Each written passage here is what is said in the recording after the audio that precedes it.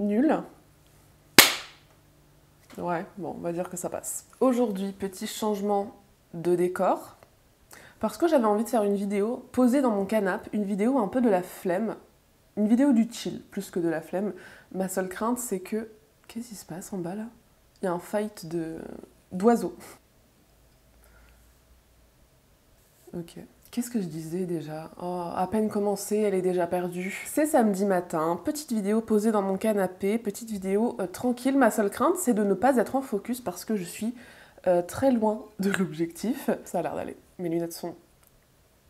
Mais comment... Mais qu'est-ce que c'est que ça? Mais c'est dégueulasse. Bref, sans plus attendre, je vous parle de mes premières lectures de cette année 2023. Je vous fais aussi un petit update de 5 livres parce que je pense pas faire de... Enfin, je ne pense pas, c'est sûr et certain, je ferai pas de vidéo tout ce que j'ai lu cet hiver.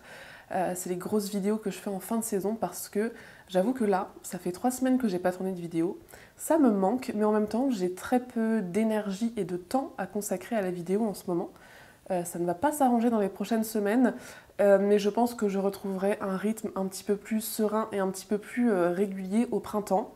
Bref, c'est pour ça qu'aujourd'hui j'avais envie de me poser tranquille dans mon canapé et de vous parler de ces 5 bouquins avec lesquels j'ai démarré l'année, qui ont été globalement des bonnes lectures d'ailleurs. Et sans transition, on commence par le premier. J'ai lu l'énorme Notre part de nuit de Mariana Enriquez. C'est le livre avec lequel j'avais décidé de terminer l'année 2022, mais sans surprise, vu mon rythme de lecture et puis vu aussi le fait que je l'ai commencé pendant les fêtes de fin d'année et que finalement, même si c'est chill les fêtes de fin d'année chez moi, c'est quand même un petit bouleversement dans mon quotidien. Bref, et vu que le truc fait aussi 850 pages, j'ai mis 1000 ans à le lire et je l'ai terminé en ce début d'année 2023. Je serais bien en peine de vous parler de Notre part de nuit parce que c'est un livre qui a suscité vraiment des sentiments assez ambivalents en moi. J'espérais vraiment que ça allait être un énorme coup de cœur comme ça a pu l'être pour beaucoup d'autres personnes. Ça n'a pas été le cas, mais c'était quand même une lecture très intéressante. Notre part de nuit, ça se passe en Argentine. Quand l'histoire commence, on est dans les années 80, pendant la dictature militaire, et on suit un père qui fuit la capitale avec son fils. On comprend assez rapidement qu'il fuit une espèce d'ordre ésotérique, occulte, qui en veut à leur vie d'une façon ou d'une autre. Et on va vraiment suivre leur histoire, l'histoire de ce père, l'histoire de ce fils, l'histoire de tout un tas d'autres personnages qui gravitent autour d'eux. C'est d'ailleurs un roman qui est découpé en 5 ou 6 parties, je ne sais plus, et chaque partie suit le point de vue d'un personnage différent. C'est un roman qui se vend au rayon littérature blanche, mais qui est purement fantastique. C'est un roman occulte, c'est un roman ésotérique, c'est un roman horrifique, c'est un roman, oui je vais le dire 15 fois, qui est vraiment à la croisée des genres et qui mêle, comme je vous le disais, fantastique, horreur, sur fond de cadres totalement réalistes et qui parle aussi de politique, qui parle de sujets d'actualité qui se sont produits pendant les années que couvre ce livre. Bref, c'est assez difficile d'en parler parce que, comme vous pouvez le voir, c'est une énorme brique. Il y a beaucoup de personnages, il se passe beaucoup de choses. C'est un roman qui est très très sombre, qui est empreint d'une violence inouïe, mais qui a quelque chose de vraiment fascinant, je trouve, et de vraiment envoûtant. Et là où je vous dis que j'ai eu des sentiments très ambivalents pour Notre part de nuit, c'est parce que, à la fois, j'ai trouvé qu'il y avait une ambiance incroyable. Et typiquement le genre d'ambiance que j'adore, quelque chose de très étrange, quelque chose de complètement what the fuck, d'hyper sombre, dégoûtant par moments. Il y a vraiment des scènes qui sont insoutenables d'ailleurs. Peut-être renseignez-vous avant de lire ce livre s'il y a des sujets sur lesquels vous êtes particulièrement sensible, mais il y avait vraiment cette espèce de cocktail magique que moi j'adore et qui me fait vraiment kiffer dans mes lectures. Mais là où ça a pêché pour moi, c'est que, alors là ça fait 1 mois déjà que je l'ai terminé, et mon cerveau occulte un peu les côtés négatifs parce que on se souvient toujours du positif. heureusement. Mais si je dois être honnête, c'est vrai que c'est un livre qui m'a procuré pas mal de frustration parce qu'en fait, les parties sont relativement longues pour la plupart. On a 2 ou 3 parties qui sont très très courtes, mais globalement, c'est quand même des parties qui font plusieurs centaines de pages. Et donc à chaque fois, on suit un personnage différent. Et j'ai trouvé qu'à chaque fois que la partie commence, on a un rythme qui est assez lent. Il se passe des choses, hein. On s'ennuie pas forcément, mais c'est quand même globalement long. Et moi qui ai une grande tolérance par rapport à ça, j'avoue que si le roman avait fait 200 ou 300 pages de moins, ça m'aurait pas dérangé. Parce que le temps de se remettre dans l'histoire d'un nouveau personnage et d'avoir un peu des bouleversements et des péripéties, j'ai trouvé que ça prenait un petit peu de temps. Et dès que j'en arrivais au moment où ça y est, je suis à fond dedans, j'adore ce qui se passe, il se passe des trucs de ouf, la partie se termine et on passe à un autre personnage et on passe à une autre époque. Et globalement, ça m'a un petit peu frustrée. Et même si ça a été une lecture fascinante et hyper intéressante dans bien des aspects sur les sujets dont parle Mariana Enríquez et qui, comme je vous le disais, sont des sujets politiques, sociaux, historiques, etc. J'ai adoré ce côté fantastique et horrifique et occulte avec cette espèce de secte. Je vous en dis pas plus, mais c'est... Ce qu'ils cherchent à faire, c'est hyper sombre, c'est hyper glauque. Et vraiment, pour eux, la fin justifie les moyens et ils sont prêts à faire des choses horribles pour parvenir à leur fin, justement. J'ai adoré tous ces aspects. J'ai beaucoup aimé certains personnages, d'autres un petit peu moins. Il y a vraiment une ambiance de fou. Et là, franchement, quand j'y repense, je me dis « Waouh, c'était vraiment un livre de dingue !»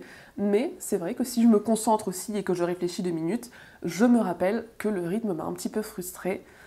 Mais après, ça c'est personnel à chacun. En tout cas, je vous recommande ce bouquin si ça vous intéresse. Encore une fois, si vous êtes sensible sur certains trucs, renseignez-vous avant, je pense, parce que c'est assez... c'est vraiment gore. Mais voilà, c'était quand même globalement... assez envoûtant, même si j'ai été un petit peu frustrée, et je découvrirai avec plaisir les nouvelles de Mariana Enríquez. Il y a Ce que nous avons perdu dans le feu et Les dangers de fumer au lit, qui vient de sortir d'ailleurs, et il me semble qu'elle travaille sur un autre roman, mais qui n'arrivera pas tout de suite. Bref, une lecture un petit peu en demi-teinte. En tout cas, si un rythme un peu lent ne vous dérange pas, eh bien allez-y.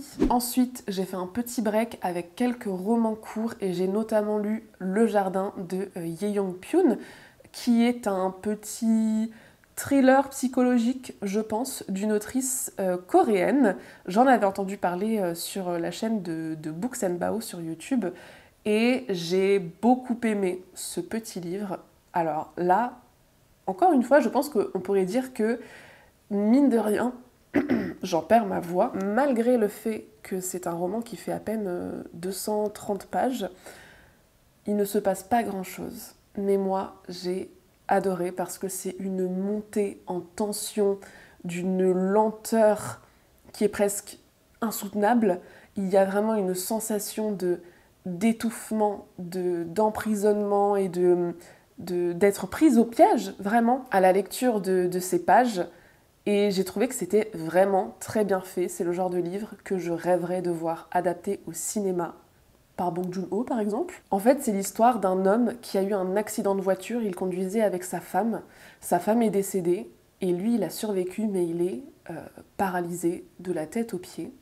Et comme il n'a plus d'autre famille que sa belle-mère, la mère de sa défunte épouse, c'est elle qui va prendre soin de lui. Donc la belle-mère emménage chez lui une fois qu'il est sorti de l'hôpital et on se retrouve dans un huis clos, clairement, huis clos dans le corps, dans la tête de ce personnage, huis clos dans cette maison où personne d'autre ne lui rend visite et où il est livré à lui-même, ou en tout cas il est avec sa belle-mère mais qui peu à peu commence à le négliger.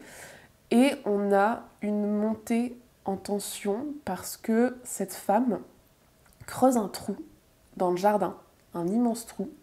On ne sait pas pourquoi, on ne sait pas pour qui, mais voilà, imaginez une femme brisée qui peut-être en veut à son gendre d'avoir tué sa fille, par accident bien sûr, et imaginez cet homme paralysé du jour au lendemain, enfermé dans son corps, pétri de douleur, de regrets. Et vraiment, je pense que c'est un livre qui se ressent.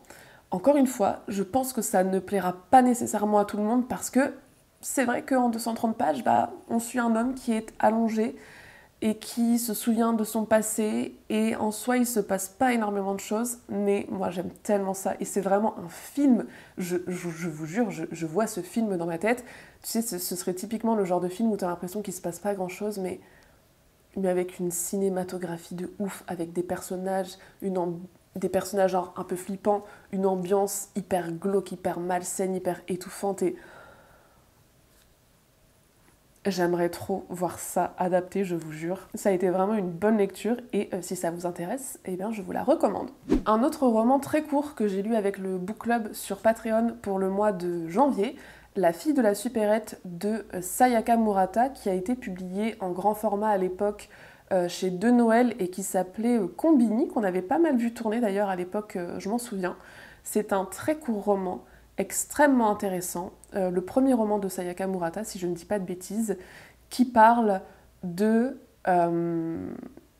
conformisme et de l'anticonformisme, qui parle de la pression que ressentent énormément d'individus dans nos sociétés actuelles, et ici notamment au Japon, puisqu'on suit une femme qui a 36 ou 37 ans, il me semble, et qui travaille à temps partiel dans un combini, qui n'est pas mariée, qui n'a pas d'enfant, et qui subit vraiment, partout où elle va et de toutes parts, de la part de ses parents, de la part de sa sœur, de la part de ses amis, de la part de ses collègues, de la part du monde entier, cette pression incessante parce que la norme voudrait que quand tu es une femme de 37 ans, tu sois au moins mariée. Peut-être que tu aies déjà commencé à faire des enfants aussi dans l'idéal, que tu aies un emploi un petit peu mieux considéré qu'un poste à temps partiel dans une supérette. Et on suit ce personnage qui est assez à la fois très banal et en même temps hors du commun, parce que c'est pas des personnages, c'est pas des gens qui sont mis en avant dans la littérature et pas dans la vie de tous les jours non plus. Keiko, elle a une personnalité bien à elle, bien particulière, elle a une façon de penser bien à elle aussi. Et si jusqu'à présent, elle avait vraiment résisté à toute cette pression sociale, il va y avoir un événement qui va un petit peu bouleverser sa vie, sa façon de penser et son quotidien. Je vous en dis pas plus parce que c'est extrêmement court, mais ce sont des réflexions hyper intéressantes sur notre monde d'aujourd'hui et sur nos sociétés voilà, patriarcales, capitalistes et méritocrates, et dans lesquelles pour prouver ta valeur, tu dois te mettre au diapason en fait, et tu dois faire comme tout le monde, et tu dois avoir une vie de famille épanouie, sinon tu es anormal, tu dois avoir un taf qui paye bien, sinon tu es mal considéré. Et j'ai adoré. Franchement, c'est un bouquin qui a beaucoup résonné en moi, qui est court, donc qui forcément dit beaucoup de choses, mais en même temps sans trop s'apesantir sur des considérations philosophiques qui n'en terminent pas. C'est une bonne porte d'entrée pour ce genre de sujet, si ça vous intéresse. Il y a une d'entre vous, c'est vrai, qui disait sur Discord que ça a ce petit côté Tokyo Tarareba Girls, et c'est pas faux, en beaucoup moins léger quand même, mais on est vraiment voilà, sur ce thème de femme célibataire, trentenaire, toujours pas mariée, sans enfant, et qui s'en prennent plein la gueule finalement. J'ai déjà terminé une saga, mes amis, je suis vraiment heureuse et fière de moi, et en plus c'est une saga que j'aurais lue en à peine un an, puisque j'avais commencé début 2022 il me semble. J'ai terminé Rempart de M.R. Carré avec La chute de Colis. Avant ça il y avait le livre de Colis et les épreuves de Colis. On a donc une petite trilogie avec des bouquins qui sont pas si énormes que ça. Celui-ci c'est le plus gros et il fait un petit peu plus de 500 pages. Mais voilà, je suis trop contente d'avoir terminé une saga, d'avoir réussi à lire une saga sans faire traîner pendant vraiment 3000 ans les tomes. Et en plus je suis vraiment contente parce que j'ai trouvé que ça a été clôturé avec brio.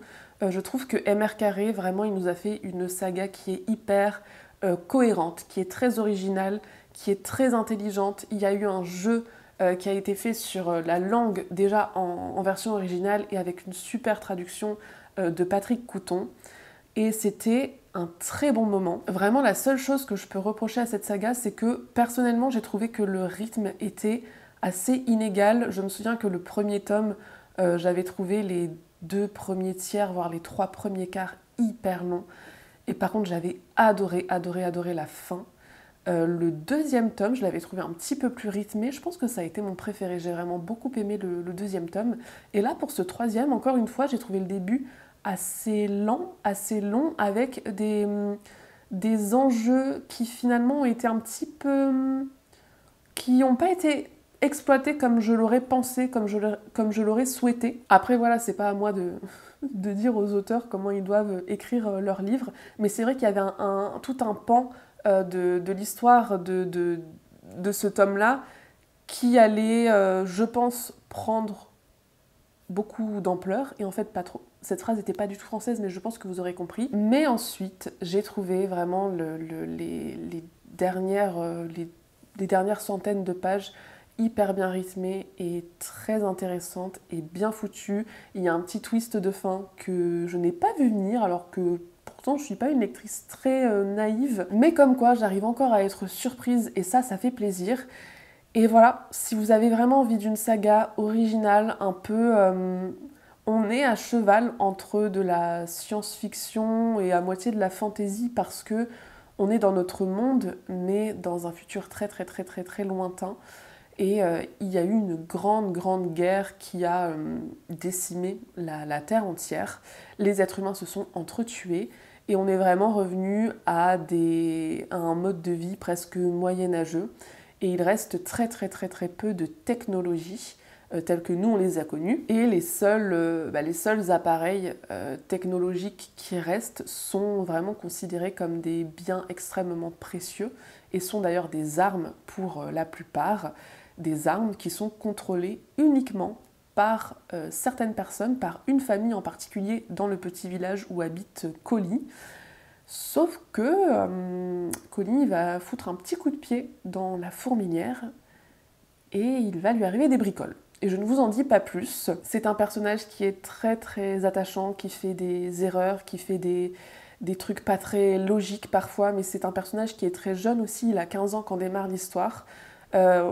Ceux qui gravitent autour de lui, et notamment les femmes, j'ai adoré leurs personnages, Ursula, Tass, Toupie, même les remparts qui contrôlent le village de Collie, je les ai trouvées hyper intéressantes. Franchement, ouais, une saga très bien foutue, avec des personnages attachants, un petit twist un peu sympa sur l'intelligence artificielle, est vraiment à découvrir si ça vous tente. Et on termine cette update lecture avec une petite BD qui est sortie il y a à peine 2 semaines, je pense, et qui a été un petit coup de cœur. Il s'agit de Coven de Taous Merakchi au scénario et d'Acoffee Time aux illustrations.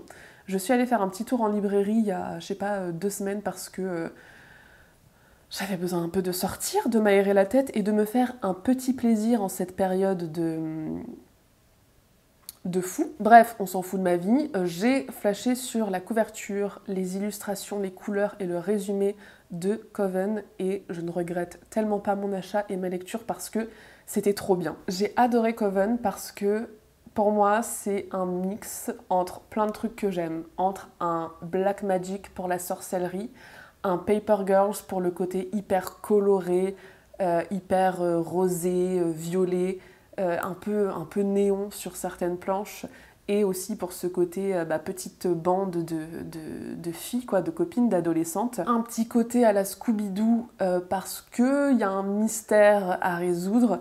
C'était vraiment trop bien. On suit 4 adolescentes, 4 lycéennes qui protestent contre une décision de leur ville, puisque la ville a décidé d'abattre l'orme multicentenaire du parc. Et en fait, elles manifestent contre cette décision, mais sentant que ça ne va pas être suffisant pour les arrêter. Une d'entre elles dit un peu sur le ton de la rigolade, on n'a qu'à leur jeter un sort pour qu'ils laissent l'arbre tranquille. Et puis elles sont en mode, mais attendez, puisqu'elles sont un petit peu fans de sorcellerie, elles se disent non mais attendez, on va vraiment en fait essayer de jeter un sort, bon pas sur les gens qui veulent détruire l'arbre, mais de protection sur l'arbre lui-même. Et voilà, au pire, ça marche et on aura réussi à faire ce qu'on voulait. Et au pire, bah, ça marche pas et puis c'est des conneries et tant pis quoi. Elles se retrouvent, elles font leur petit rituel, miracle, ça fonctionne. Est-ce que c'est une coïncidence? On ne sait pas. Mais est-ce que en faisant leur rituel, elles n'auraient pas réveillé quelque chose d'un petit peu inquiétant? Possible. Je ne vous en dis pas plus parce que bah, c'est une BD, ça va se lire assez vite, même si franchement elle est assez épaisse. Elle est assez longue, il s'en passe des choses. Elle fait à peu près 250 pages, il me semble, et j'ai adoré. Je l'ai lu en quelques heures, une après-midi, j'avais envie de me détendre. Et c'était tellement bien, c'était tellement rafraîchissant. Ces 4 personnages qui sont trop mignonnes. Elles sont trop mignonnes, elles sont hyper intéressantes. C'est des jeunes femmes intelligentes, engagées, militantes, solidaires, passionnées. Et j'ai adoré suivre leurs relations les unes avec les autres. J'ai adoré suivre leurs péripéties. J'ai adoré les voir s'essayer à la magie. Il y a vraiment une ambiance qui est hyper chouette. Je trouve que les dessins et les couleurs sont hyper sympas, c'est vraiment le genre de truc que j'adore. Le scénario était hyper cool. J'arrête pas de dire hyper, c'est vraiment un type de langage que j'ai qui est insupportable. Mais ouais, vraiment, que dire sans trop en dire. Découvrez cette BD, c'était trop chouette. Et ouais, franchement, si vous voulez un mix de Black Magic, de Paper Girls, de Scooby-Doo et de Midnight Tales aussi, vous savez, l'anthologie de Mathieu Bablé et de plein d'autres personnes que j'ai rangées par là, je crois. Foncez, c'était trop bien. J'espère du coup qu'il y aura une suite, parce qu'à la base j'étais allée chercher un graphique que je voulais lire en une fois et puis ensuite passer à autre chose. Mais franchement, s'il y a une suite, ben, je serais hyper contente. J'aurais également adoré finir à temps ma lecture en cours pour pouvoir vous en parler dans cet update, mais ce n'est pas le cas puisque il me reste encore tout ça. Je suis en train de lire Justicière, volume 2 de Brandon Sanderson, 4 ans après avoir lu la première partie, et vraiment, bah ne faites pas ça en fait. Je crois qu'il n'y a que 2 sagas que je lis où les tomes sont coupés en 2, si je dis pas de bêtises, celle-ci et La Roue du Temps. Et La Roue du Temps, j'ai été intelligente, bah, vraiment à chaque fois que je commence un tome, j'enchaîne les 2 petits tomes qui n'en font qu'un. Et là, pour Rochard, j'avais attendu. Après, pour ma défense, j'avais lu la première partie quand elle était sortie. Il fallait attendre quelques mois pour la deuxième, que j'avais achetée aux Utopiales 2019 et que j'avais faite dédicacer. Et ensuite, Cornelius avait commencé Rochard et j'étais en mode « Oh, mais tu sais quoi, je vais t'attendre, on lira la suite ensemble. » Et vraiment, j'ai attendu de bon cœur. Comme je lui disais, c'était pas juste pour l'attendre. Si j'avais été au bord du désespoir et que je voulais absolument lire Justicière 2, je l'aurais fait. Mais je ne l'ai pas fait, j'ai attendu 4 ans et c'est une erreur. C'est une erreur parce que j'ai repris ma lecture dans un ventre un peu mou, dans un petit creux, parce que en fait c'était le milieu d'un tome. Et là, ça commence à prendre un petit peu en rythme sur la fin. Et j'aime toujours autant, mais c'est vrai que je me suis dit, putain, c'est... De quoi on parle? Je suis complètement perdue. Et puis voilà, je pense que j'ai assez blablaté comme ça, et je vais vous laisser là. J'espère que cette petite vidéo vous aura plu. Moi, ça m'a fait plaisir de changer un peu de cadre. Je me sens un peu moins formelle comme ça. De temps en temps, ça fait du bien. Comme d'habitude, n'hésitez pas à me dire si vous avez déjà lu certains de ces livres ou si vous avez envie de les découvrir. Je suis curieuse de savoir ce que vous avez à dire. En tout cas, je vous souhaite un très bon dimanche. Oui, parce que du coup, maintenant, il faut que j'aille monter cette vidéo au plus vite pour pouvoir la poster demain. J'espère que je vous retrouve dans pas trop longtemps pour une vidéo parce que j'ai envie de faire février tapal, mais en fait j'ai pas le temps. Mais je pense que je vais pouvoir me prendre une toute petite semaine pour essayer de lire un max et j'espère que je vais vous retrouver à ce moment-là. On croise les doigts, je veux pas m'emballer et dire des trucs que je ne pourrais pas faire. Mais voilà, j'espère que je vous retrouve bientôt. J'arrête de blablater parce que vraiment insupportable. Et puis bon week-end, bye.